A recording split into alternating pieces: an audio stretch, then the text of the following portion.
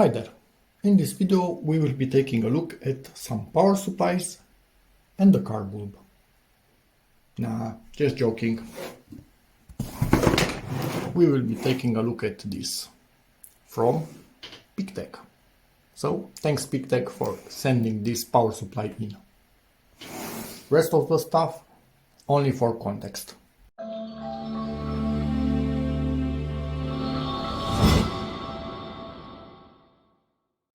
Since I can remember, I've been using this power supply that my father built back in the day. You can see 4 volts, 6 volts and then maximum, because it wasn't that exact, but it did the trick until I blew up the not the transformer. Luckily I blew up the transistor that was adjusting the voltage.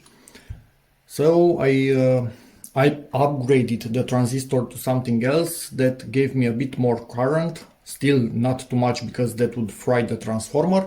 For other things where I needed a bit more amps, well, I was using a PC power supply, because this thing has a bunch of voltages that it can output. And you can even get 24 volts, for example, by connecting between -12 and +12, but you are only getting 0.3 amps. So, yeah, not a lot, but in 12 volt, yes, you are getting way more than that, 17 amps or something like that, although I never ever used that much, but yeah, it was there. But bulky, not much adjustment, zero current limiting, so it gives you all that it can give you on that voltage rail. When I had current sensitive projects, I was using this power supply because this is current limited to 300 milliamps, and it's limited by my own nose, feeling the burning smell coming from this label right here, and presumably the glue and plastic underneath it, because it overheats if you try to draw more than 300 milliamps. So there's that. This bulb, we'll play a bit with it in a moment. All those power supplies gone. I even used laptop power supplies, supplies from, I don't know, mobile phones, who knows what. But no need anymore. PeakTech came to the rescue, sending this unit in. We are dealing with this one, 6227, because I wanted a bit higher voltage. Not that much current. I don't have projects that require that much current, but I do sometimes have projects that require more than 30 volts, so I went with this variant right here. If you need, you can go with this variant that can give you up to 10 amps. For me, that wasn't required. Or if you have lower requirements, you can go with this cheaper variant right here. Anyway, there's that. Let's get into the box. If I could actually manage to open it, you can see the dot right there showing us which model we actually have. And my battery is going empty, so I'll be back in a second once again. And we're plugged in, so no problems with the battery anymore. Let's see what we get here. So the power supply cable, which is the same type of cable that we have in our PCs. Good quality cable. Exactly what I would expect from PeakTech. If you would search through my old videos, at one point I bought some cables like this, and they were bad. They were that bad that actually one of the pins broke off, and it was plastic inside with just a thin, really thin metal. So after seeing that, for me, power cables, quite important to have good ones, and this really does feel as like a good one, as good quality. Get that aside. Let's see. We have some alligator clips with banana connectors on them to give power from the supply to our projects. Also, these seem good quality. fairly thick.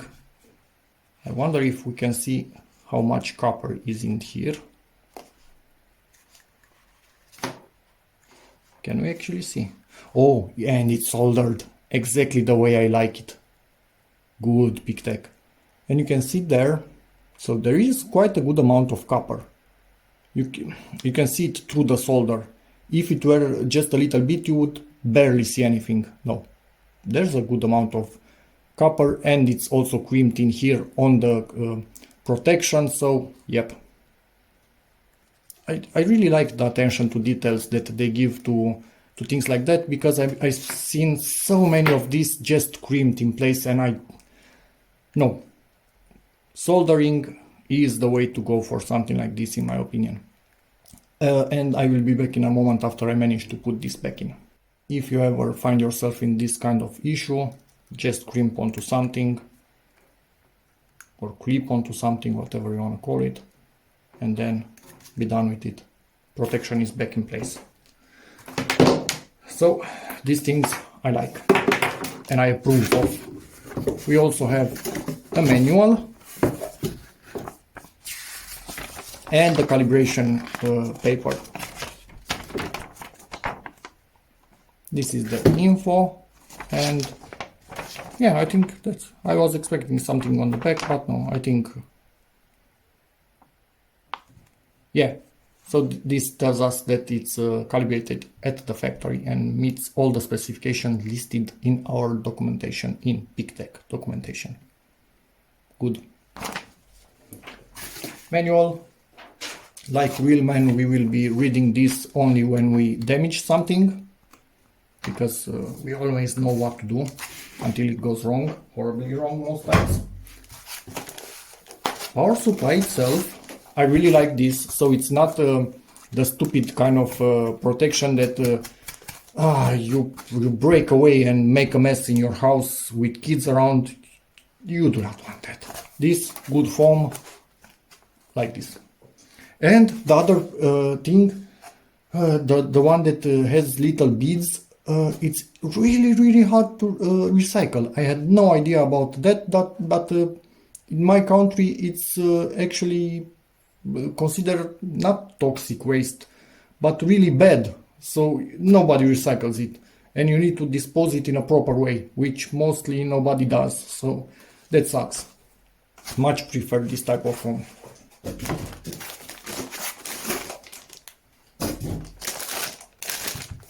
The power supply itself, first impression, quite heavy. So it's not one of those things that you put your hand on it and, oh, why is it that light? Nope, quite heavy. Foam feet. So that's nice. It will stay in its position. Yes, you can push it. Obviously, they are not those type of rubber feet that are really grippy. These are foam. You might be able to see it, but still good. No issue whatsoever with that. Let's see at the back of it. A tiny fan. Hopefully that will not be too noisy. 12 volt, 0.12 amp.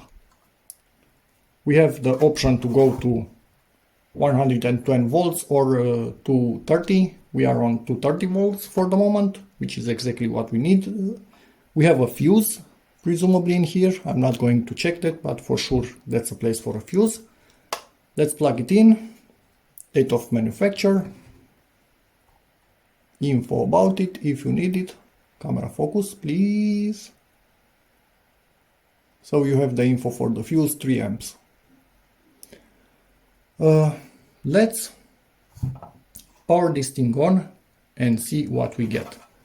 On this we should have a protection that I really want to peel off, because it looks way better in camera without on camera without protections.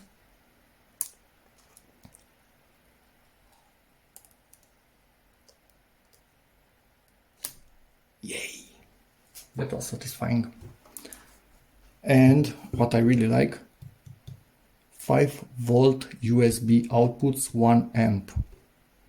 Because I have lots of USB stuff that I play with, and this is a perfect method to power them, as I have lots of types of USB cables with different adapters at the end, so I could basically power any sorts of modules with this.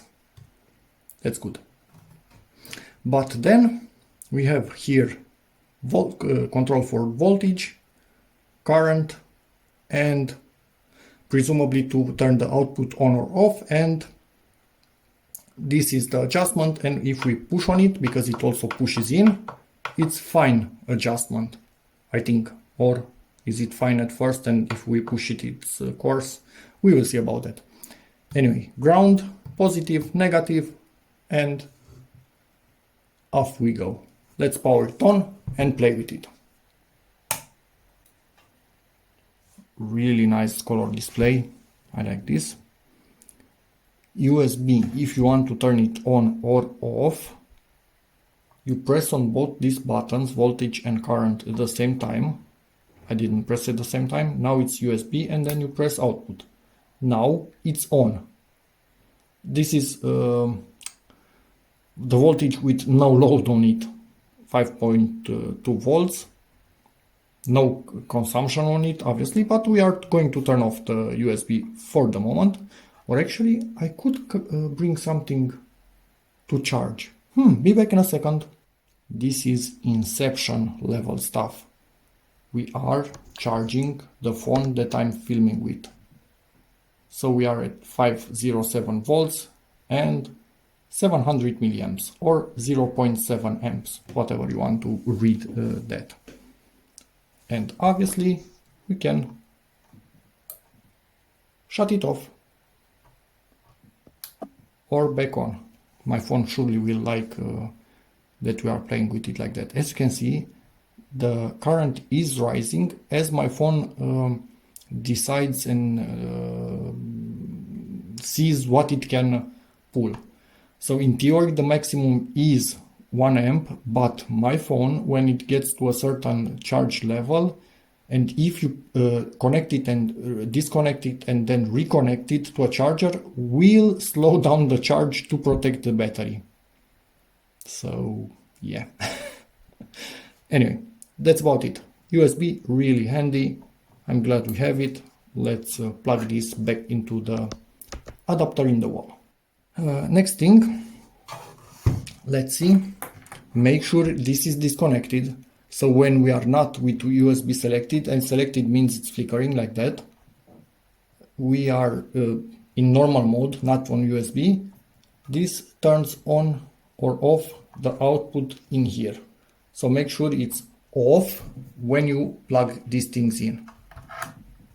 So 1 and 2. Let's see. 30 volts. Oh, no. So adjust the voltage. Let's see, how are we on fine? No, I think we are on course. If we press, we are on fine. But I need to go down, not up, because we were at the max already. So now we are on course.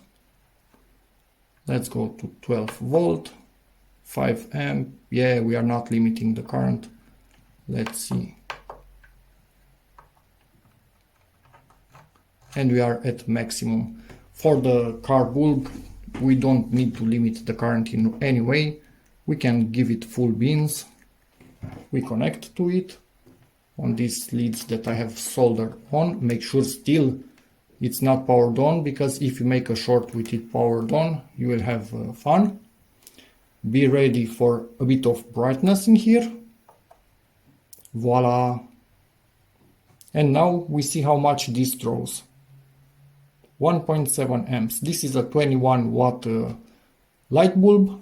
So, yep, that's about right there.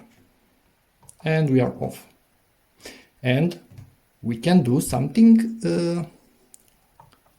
a bit sneaky. Let's see if we give it just half an amp. What will it do? Or even lower. Or no. That's 0.3 amps.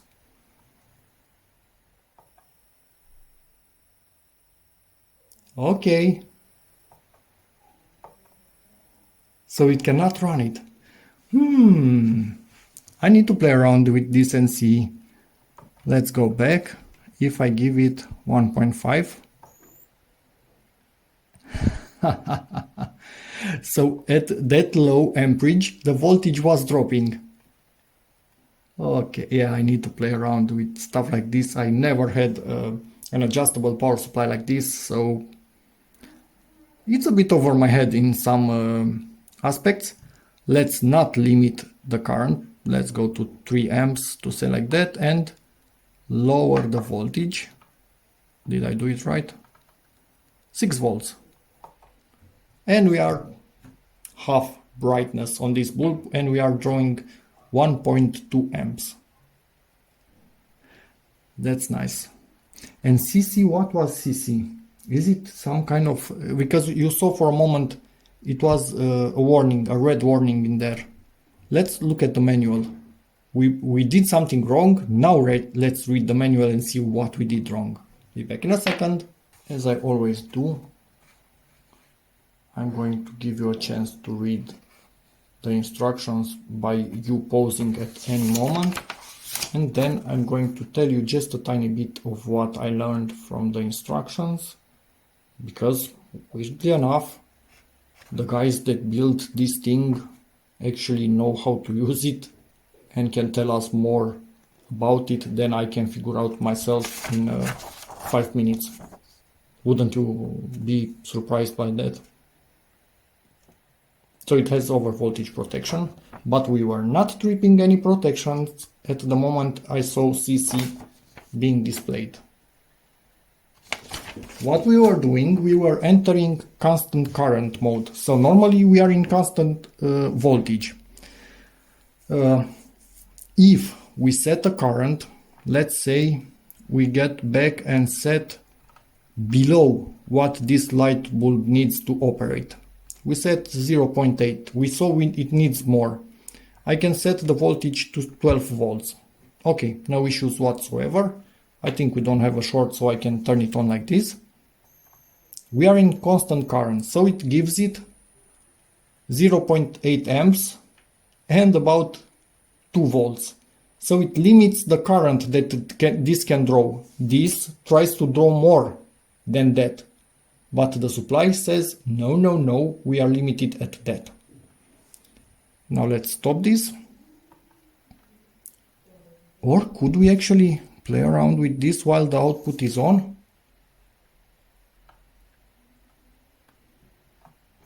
Yes, we can. You can see the bulb itself. And you see the voltage also rising while we are allowing this to draw more amps.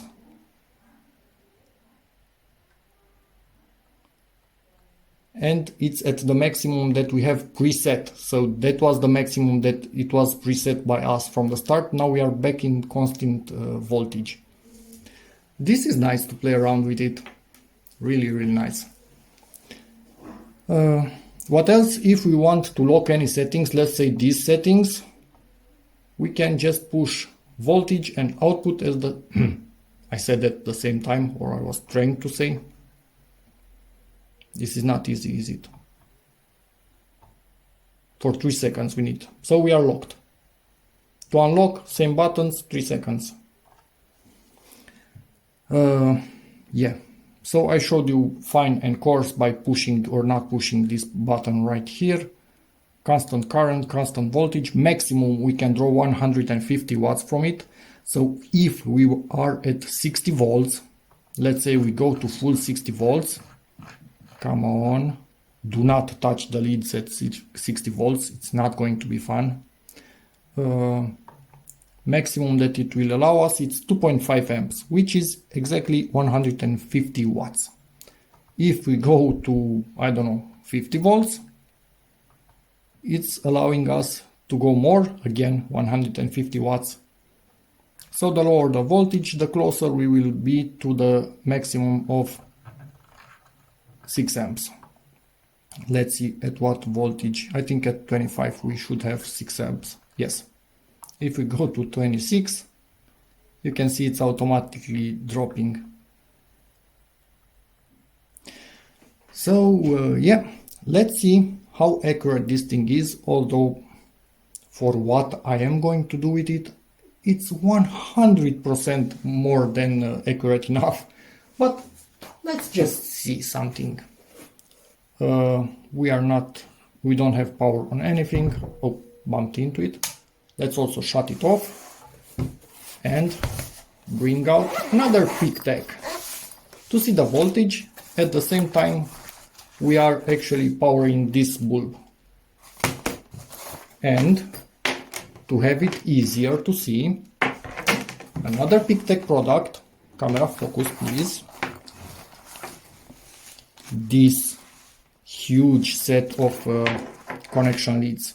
And I'm going to tell you a secret in a moment, after we play around with the bulb. I'm not sure I should be telling this to you, because I don't think it's something that should be done, or it's wise to be done, but I noticed it and I didn't have my protection on this. Or do they have protections? No, they don't. Okay, so these are from something else. Anyway, let's connect these things to my multimeter via these extension cables right here and probe while we are playing with the voltage and current. But we will be only testing the voltage via this. Okay, so with these little guys, grabby little thing, we are going to connect to the wires. Hopefully I can actually do it. Did I connect to the wire or to the... No, I'm connected to the wire. Let's make sure we don't short out stuff. It will be fun for you because you will see sparks. Not fun for me because I will destroy equipment. Okay. Ready to power on. Voltage. DC. Let's give this a bell. 25 volts. No. Let's start with 12 volts. I think that's enough. Ta-da! So it says 12. We have 11.94. Yeah, as Dev would say, good enough for the girls that I go out with. Again, 1.7 amps draw. Let's play around with the voltage. As you can see, about the same minimum difference between what the display says and what the multimeter tells us. We could be dealing with a bit of voltage loss over the wires even, so they might be bang on. But anyway, it's 0.06 volts difference. I'm not going to have any issues whatsoever with that on what I'm working with. So that is great. Yes, we are not connecting the ground right there in the middle, the green connector. For what we are doing now, I don't see a point in that. And now let me tell you that thing that I noticed in a second. So these are the leads that were in my multimeter some seconds ago.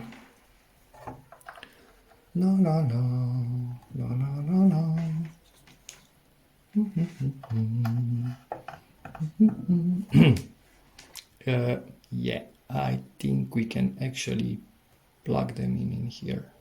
We interrupt the usual program to bring you some really important informations directly from PeakTech.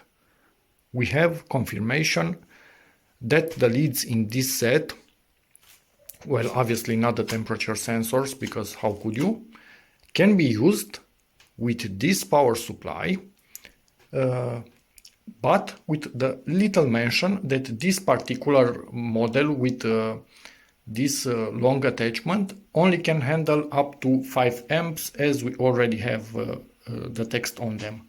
The rest of them will be able to handle up to 10 amps, so absolutely no issue. So with this, just be careful not to go at maximum of 6 amps, just at 5, and you are all good. So make sure you don't short anything. And voila. Ta-na-na-na. Awesome. So now back to our usual program where I didn't have this particular info already. So I'm treating this subject a bit carefully, not specifying that yes, they can fully be used with the power supply, but now I know, so I'm telling you that now. Back to usual program. Even directly the leads from my multimeter. Again, let me remove the protections on them. Voila. So multimeter leads directly plugged into this. And in theory, you have voltage right on these tips. If you need to give to a single LED somewhere, yes, you can damage circuitry if you just give something a little bit of voltage, but who knows what you are trying to do. That could be interesting because this has all sorts of splitters, bigger alligators, as you can see. So might give you ideas, but I don't know. I'm not recommending that. Just noticed it, wanted to share. It's up to you if you will do it or not. Let's get back to this nice little supply. And yeah, with what we played with it, I didn't even hear the fan. So presumably only after using it with a bigger load for more time, it will actually power on. It has lots of cooling on the side. You can see some caps in there. A transformer somewhere right down in there. On the other side, what do we have? Yes, it's the PCB itself. So yeah, for me, fan was not on at all. Presumably it will start if this heats up, so it means it has an internal temperature sensor, which is good. Just noticed something. First I thought this isn't screwed all the way in, but it is. I don't know if I can show you, maybe from here. It's one of those elastic washers that keep pressure on the screw itself, so it does not back out by itself from vibration or whatnot. Not really sure why only this one has it, but it does, and I wanted to tell you about it. Anyway, I highly recommend this power supply from what I've seen up until now for the average DIYer, at least like me. This makes things way easier, and look how thin it is. So for me it will be on my desk all the time, in the corner next to the wall. It's a no-brainer. Leads, about the length of them, let's see. Let's get the hand meter. So 122, something like that. So we have 44.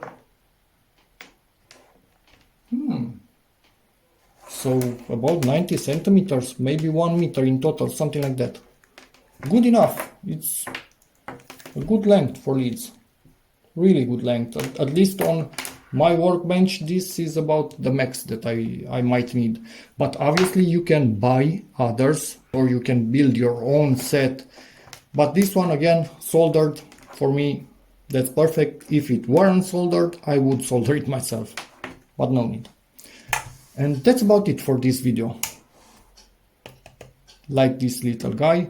For me, does it have a memory? I think it actually does have a memory.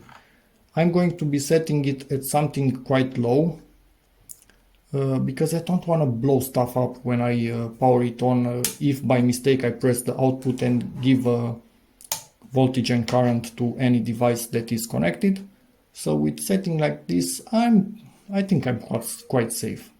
It seems to be remembering even if I fully cut off the power, which is a bonus. And yeah, that's about it for this video. If you have any questions, feel free to ask in the comments. You cannot ask in the video, I'm filming. You are not here with me. In the comments you can ask. And yeah, as always, see you in the next one. And again, thanks PeakTech for this. Bye.